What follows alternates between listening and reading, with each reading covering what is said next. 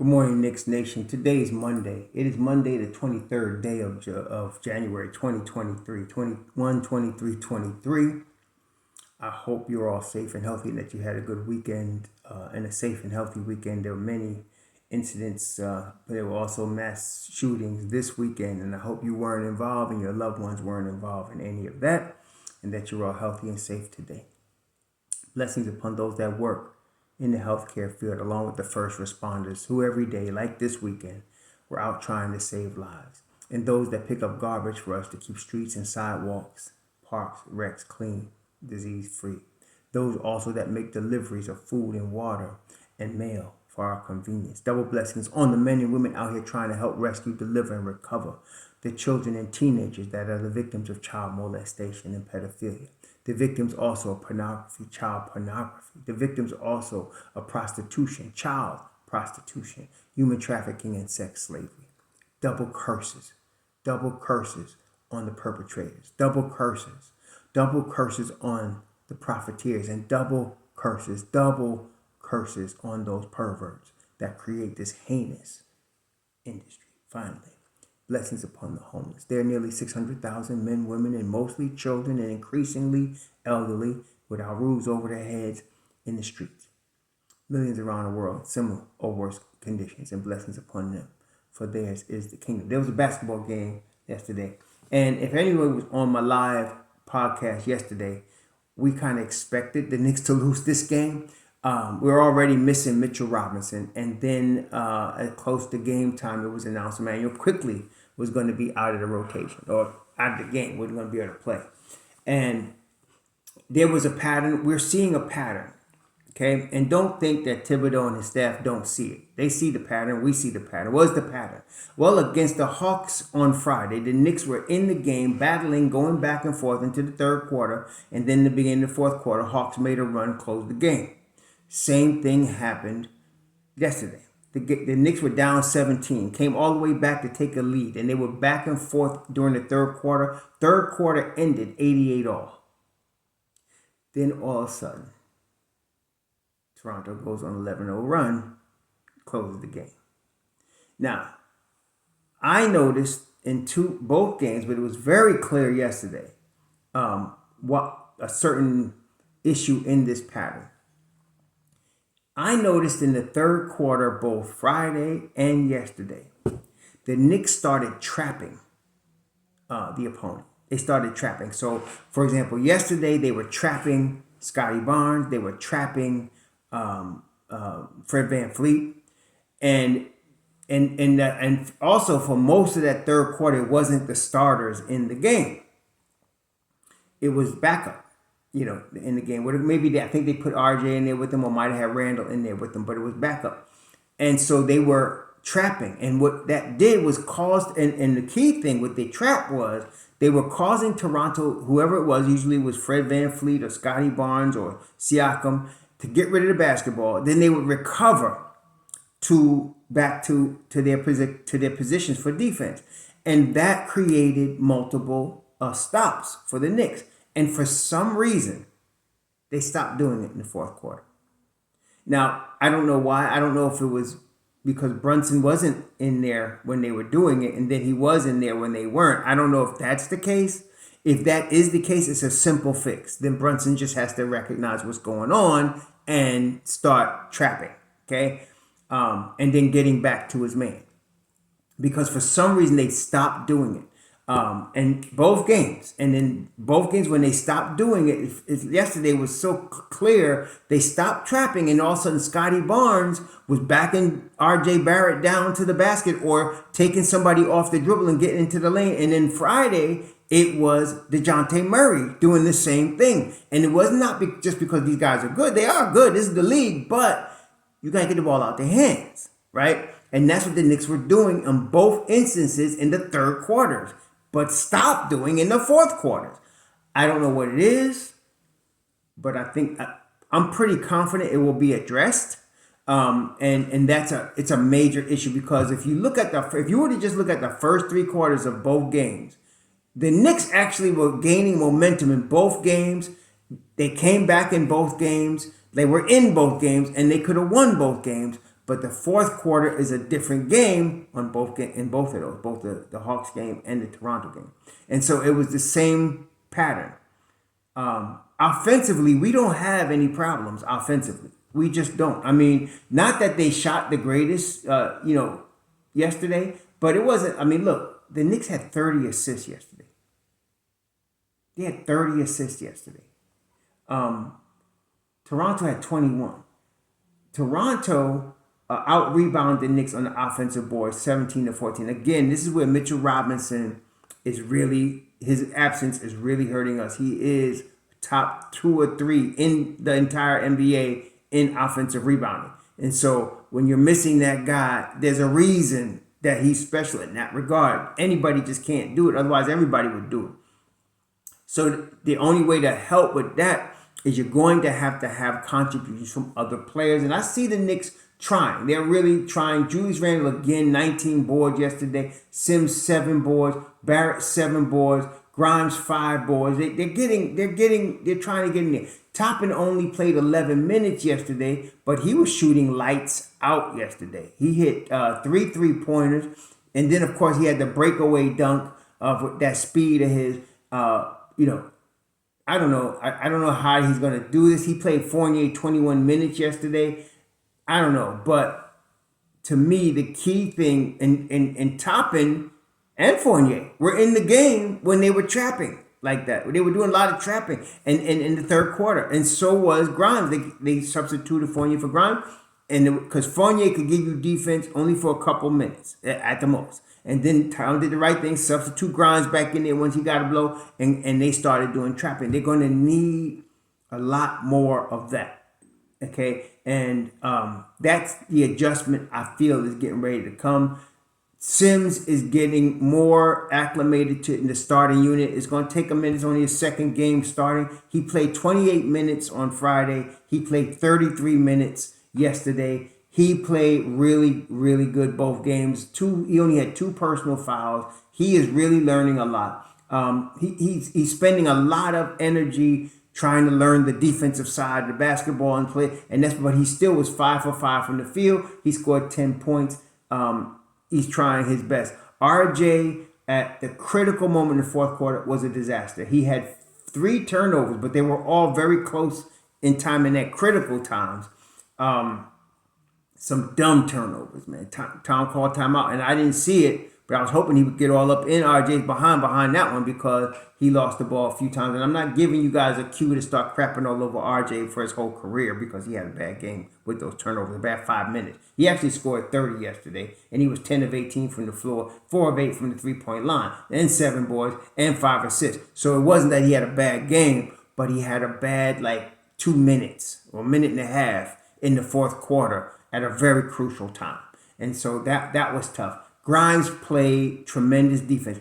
And what I'm understanding and seeing more clearly, and I'm trying to convey to you, is that when you see him go 2 for 8 from the field or 2 of 6 from the three-point line, it's because he's expending a tremendous amount of energy defensively. He really is. And the thing is one little peeve I do have. So Toronto was called, I think it was the third quarter. There was a clear path foul. So the Knicks were getting the ball, and foul shot and the ball. And Randall took the foul shot. Now, Grimes was on the floor, and Brunson was on the floor. And I was really yelling at the TV, why is Randall taking this shot? He's going to miss. And he did. I don't get that. I still don't understand. I think Randall is trying to take... Tibbs lets Randall be the leader, and Randall takes it upon himself to take shots. I don't know why. The best 2 shooters on the team were on the floor. That was frustrating. It was 1 point, but it was frustrating. So, but anyway, there's going to have to be an adjustment made, and I feel like that's the adjustment. I don't know what Tibbs is going to do in terms of lineups because it was really you had Obi, Grimes, McBride, and I think it was Barrett those are the guys, and Hardenstein, those are the guys that were on the floor when they were making that run, when they were trapping the ball and stopping. Because what the trapping did, it not only gets the ball out of a guy's hands like a Fred VanVleet, he can't go one-on-one if you don't have the basketball, or it stops Scotty Barnes from trying to drive down the lane, or Siakam, makes them take a tougher shot. But what else it does is it keeps them out of the lane. Okay, and that's a key in Thibodeau's defense. Keep them out of the lane. He'll give up 3-pointers rather than have somebody come in the lane. But last night they were getting in the lane in the fourth quarter, and that was killing us. It opened up everything, and that was killing us. The Knicks shot 44% from 3. Now they only shot 60. They shot terrible from the line yesterday. 69% for an NBA team. That's not good. But and that could have, they need all of those free throws, so they got to get better there, obviously. But 44% from 3, 30 assists. Too many turnovers, 16 turnovers, too many turnovers again. And again, that was really Randall, which we already know he's a big turnover machine. I mean, I'm saying that to say that comes with the territory of who he is. He's still an all-NBA player, in my opinion, but it just comes with the territory of who he is. But Brunson was throwing the ball away. It only counted him for 3, but it looked worse than that to me. He was doing some stupid stuff yesterday with the basketball. And then he would get in the lane, and usually if you theoretically say, oh, my point guard get into the lane, then you think, oh, shoot, that opens up everything. But with him, it gets into the lane and it's dangerous for the Knicks because he might turn it over. Oh, my gosh. So, again, we signed him. He's the point guard. He scored 21 yesterday. See, in Dallas, it was more, it was 5 out. What does that mean? That means everybody stood the 3-point line. The lane was open, and they would have shooters out there. And so the lane was more open for Brunson to go and be effective as he was in Dallas. Dallas wasn't known as a great defensive team either. They had some defensive players, but they weren't a great defensive team. So these things come out here under the lights of Madison Square Garden. And I'm not saying we need to trade Brunson. I'm just saying we need to make adjustments. And one of those adjustments has got to be the way they trap the ball the first 3 quarters. They need to trap the ball in the fourth quarter. Okay. And the crazy thing is, once the game was out of hand, it was out of, there's like 2 minutes left and they were down 12 or 15 or whatever.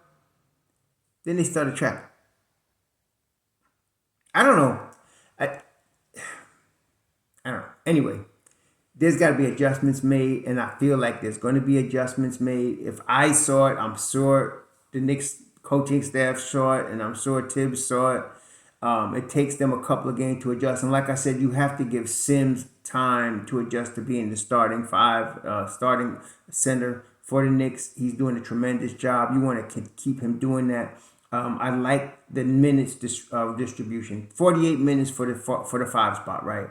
And Sims played 33 and Hardenstein played 15. That's 48. That's exactly what you want.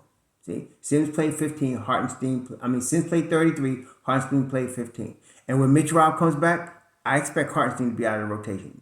I don't see, if you're going to see Sims play like this, and he's going to get better. Over the next, few games, he's getting better game by game. He's going to have that game where the refs call the fact that his shadow hit somebody. He's going to have games like that. But overall, he's getting better game by game. I can't see him going back to DNP CDs after this stretch. I see it happening to Hardenstein. And I already believe, as y'all know, I believe strongly, cream rises to the top. He's better. He's just better, okay? So if we could play MitchRob 28 minutes, which is about what MitchRob was getting, and give this cat 20, I think we're good at the 5. Very good, matter of fact. So, and that'll be an improvement in itself. I'm still, even with all of this, I see, the good thing is I'm seeing that the Knicks can play with anybody, even without Mitchell Robinson, and especially yesterday also when you compound that with the absence of Emmanuel Quickly, and they were still battling in this game and still had it tied at the end of the third quarter, but the same issue happened Friday, so it wasn't the absence of Quickly, really. As much we know, Mitchell Robinson was a major blow, but quickly. The same thing happened Friday when Quickly played. So I don't know if that was a major thing, but the issue is there. So they let go of the rope and they stopped trapping in the fourth quarter. And Tibbs usually has his starting five in there. And if you notice, we're getting back to the weak starting five. Without MitchRob, it's a different starting five because you see they were down 37-22, down 15 at the end of the first quarter. They came storming back to try to close it. They closed it from 15-9. Okay. And then they took the lead in the third quarter. Okay. And then gave it up and it was battling and ended up 88 all at the end of the third quarter. So it was total. They were there. Okay. They just got to keep track. Maybe, I don't know. I was going to say having Quickly instead of Fournier, but Fournier wasn't that bad. He gave you what he could. I think the 21 minutes was a little bit too much for him, but given what they were doing, I understand because he was part of that crew that was doing the trapping out there. So anyway, we roll on with the next game. I don't know when's the next game. They play. The Knicks play Cleveland. Ooh, that's not gonna. Tomorrow night, 7:30 at the Garden. They play in Cleveland. That's not gonna be pretty either. I'm hoping that Emmanuel quickly comes back just because of his talent and because not that he's much better defensively. Before quick hives start tripping on me, he's much better defensively. But our problem, really is defensive. So I'm hoping he can help. Offensively, though, what I like about Quickly is I'm telling you, at least 90% of the time, when that dude steps on the floor, his plus minus is plus, which means he's a positive influence on the floor when he's on the floor. So I'm looking forward to him coming back hopefully Tuesday and then replacing Fournier and then going from there. But yeah, this is we need that trapping defense to stay for the fourth quarter. In the beginning of the fourth quarter, we need them to start trapping. They need to get desperate trapping. It reminds me, some of y'all remember when Rick Pitino came from, I think it was Providence, he coached it, and he came and coached the Knicks. And that was an exciting, I think it was a year, maybe 2 years he coached. But the way he coached, man, he had the Knicks trapping end to end 94 feet. And they were a winning team that year. I forgot what their record was, but they weren't no losing team that year. Yeah, he had that going on at the time. And he had this dude that shouldn't have been in the NBA that he was loyal to playing for him named Billy Donovan, if you remember. And Billy Donovan just didn't belong out there. It was like a street. It's like a dude that played, high school ball coming out there trying to play. But he was faithful to Billy Donovan. But they won. They were trapping. The Knicks got to play like that now. Without Mitchell Robinson, they were playing like that. Look at the third quarter. That's what they were doing. If you go back and look at the third quarter of yesterday's game and Friday's game, they were doing that. They were trapping. They were trapping all over the floor, especially at the point of attack, and they were creating stops.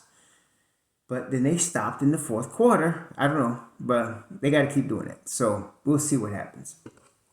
Anyway, no, we're not going to fire Tom Thibodeau.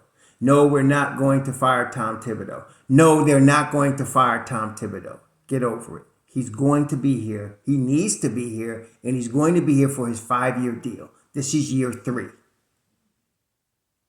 Y'all have a good Monday. Shalom.